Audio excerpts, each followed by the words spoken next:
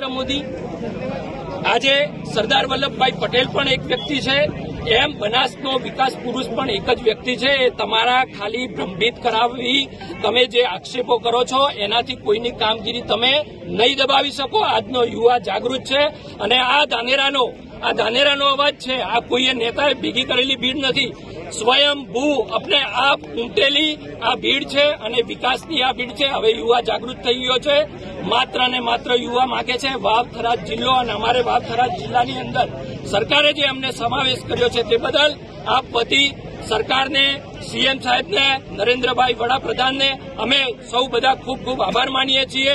અને અમને મહેરબાની કરીને વાવ થરાદની અંદર રાખ્યા છે, એની અંદરથી ન ખસેડવામાં આવે, નહીતર આવનાર સમયની અંદર આનાથી પણ મોટું ઉગ્ર આંદોલન યુવાનો કરશે. અમારે વાવ થરાદમાં રહેવું છે. અમારો જિલ્લો વાવ થરાદ છે. અમે વાવ થરાદ સાથે છીએ.